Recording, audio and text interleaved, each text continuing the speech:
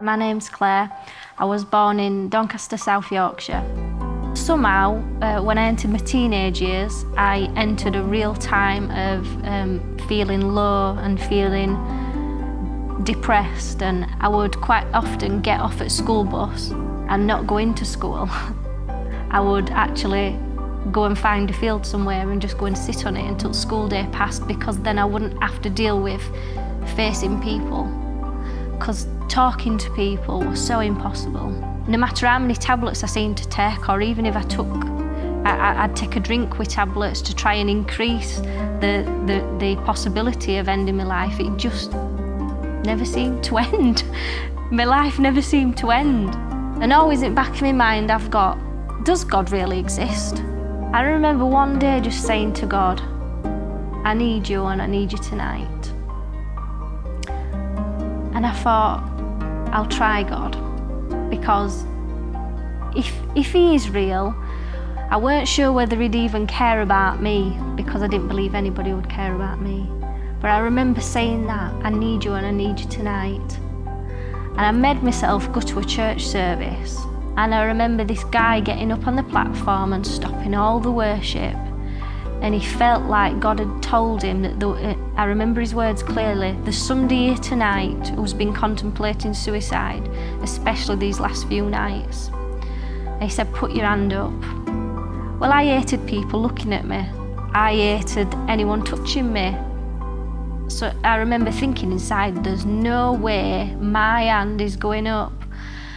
And I began to cry at that point. And I weren't really used to crying. I'd not cried for years, so that was kind of new to me. But as I began to cry, I put my hands in my pockets quite firmly, because there was no way I was putting my hand up. And I looked up and he was pointing at me, and my hand was up in the air, and I didn't put it there. I felt the power of God. I felt the power of God go through my body, and I ended up going out on the floor. And while I was on the floor, the only way I can describe it to you is I felt a peace that I'd never known in my life.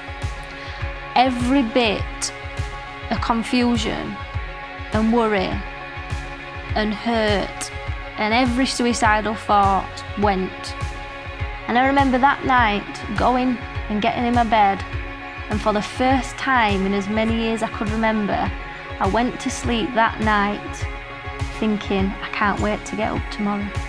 I actually went and volunteered to do a 2-year youth and schools programme, where I'd be standing at the front of schools taking assemblies, because I felt total love and a pure love. That's completely changed me. And you know, there's a verse in the Bible that says the Lord's arm is not short that it cannot save. And that's what we truly believe, that no matter where someone is, it was impossible for me to be restored to this point. But with God, nothing is impossible, and he can restore anybody no matter what situation they're in.